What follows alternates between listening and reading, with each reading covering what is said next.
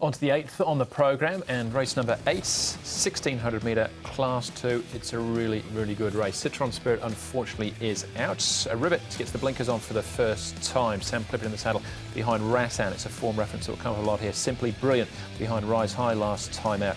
More Than Lucky behind Rise High. Fast Most Furious 4th behind Rattan last time out.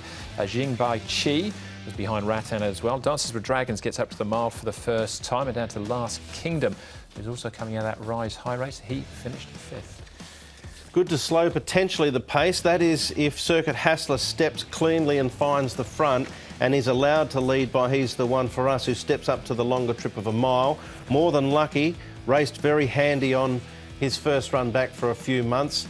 He might let Circuit Hassler go as well. They're the three I think will sort it out. I think Simply Brilliant will let them go. I don't know whether there's any others from the back that might interrupt proceedings. Here's Rivet. He's got blinkers on for the first time, so you can see him wearing those blinkers. He's the one closest to us, and he's going well. A mile seems no problem, but obviously he's further's better. But Barrier 10, this horse has found some good form, particularly at Happy Valley. His two wins are really good there. He followed up with a nice run behind Rattan, another one that's going very nicely here under a decent hold as well. So. He's another one with an awkward draw, though. Look at Circuit Glory. I don't really know what to do with this horse. He's showing plenty of ability in the mornings, but he hasn't really done it on race day. He's just pulling his way forward here. Just really wants to take it. Could he be a surprise leader in the race, Paul, maybe? Possibly up to, well, in the mile. They might try and change the tactics with him. He has raced forward in his races in New Zealand previously, so... All right, another possible there. We'll start off with Sam Clipperton talking about Rivets and the race that he last ran in behind Rattan. Basically covers half the field. Rivet Sam, after the derby he said that he needed gelding. That's been done. He's had a couple of runs, the blinkers go on, he's up in trip. Does he get his chance on the weekend? Hope so. Would have liked to drawn a better barrier. He's drawn awkwardly. But last start there were signs that he's improving mentally. He jumped out of the barriers well. He was not naughty in the barriers, and he loomed up to win the race. And I just think fitness told the tale. He's a big, strong horse, and being gelded late, he obviously carries a lot of condition inside. But look, if any luck in running within the race, and we get circumstances permit, well, I think the horse has improved track work, and I'm hoping he can be competitive. You've ridden him a lot in his time here in Hong Kong. He's a Group 1 winner in the UK prior to coming here. Does he feel like there is that talent there? Oh, no doubt. I've always said that all along. He's a very, very talented horse. The trouble is getting it out of him on race day. He works very well. The gelding operation should help, I'm hoping. And it seems to have in the mornings. The question is just whether it will race day. You also had a lot to do with his brother, Booming Delight. Are they similar types? They're similar types to look at, but in terms of personality, they're chalk and cheese. They're complete opposites, actually. Booming Delight was a lovely gentleman type, and Rivet's opposite. Nicely put. Ed Sadler with the questions there on Hong Kong Direct this week. Ed, looking at that race, plus an interview with Callan Murray, of course, will be back next season. But what do we make with Rivet? Blinkers on. Yeah, it's an interesting one, isn't it? Because he was just sort of finding some form before the derby sort of got closer and closer, and then things obviously went awry for him. He's talented, no doubt. He'll be winning races here. I'm sitting on the fence still. Yeah, he's had the blinkers put on. He's been gelded as well, so a couple of major change in his life as well. Is he a surprise packet here, Paul? He could. I wouldn't be surprised. What's he paying? He's in $10 chance. Yeah, $10 at the moment. So Barrier 10 was the little question mark I had, but I wouldn't be surprised. He's obviously a class horse. All right, More Than Lucky.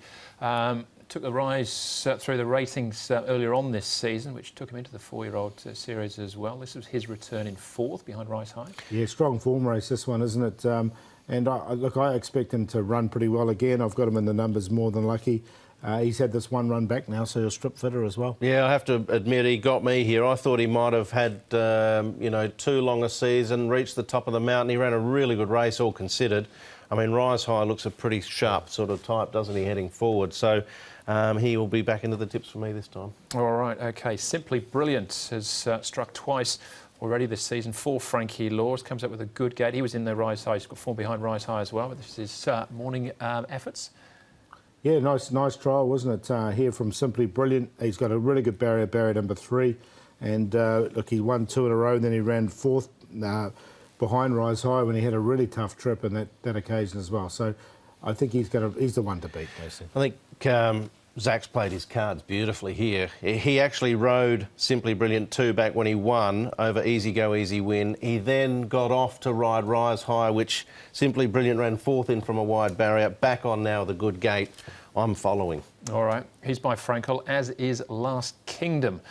Yet to win, but a good effort last time. He's put on a bit of weight, and I think that's a good thing for this horse. He's always looked a little bit on the lighter side, but with this little bit of extra weightage on him, his track work's been pretty good. Chad Schofield from Barrier 1, I think he's a good chance as well, so I've got him in the numbers. Yeah, you've suggested he's one that could bob up at a price, Paul.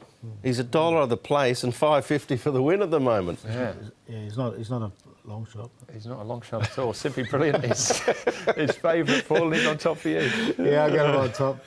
Simply Brilliant. I think he's well placed to win this particular race, and Zach Purden can finish off the card nicely. He's the one for us. Up to a mile will suit this horse. He should get a nice run from a low barrier draw. Has run well in his 3 starts here. Last Kingdom, we just talked about, him more than lucky in for 4th. Simply Brilliant's going to come out a little bit short, so I'd play around him with these exotics because I think those are the main 4 chances in the race. Similar. I went with Simply Brilliant. I think just back to a good barrier here. That win over Easy Go Win was in reasonably quick time. He looks a really progressive son of Frankel. He's the one for us. Looks a nice type 2. I was just a little concerned the way he dropped off the last 150 last outing, and now he's up in trip.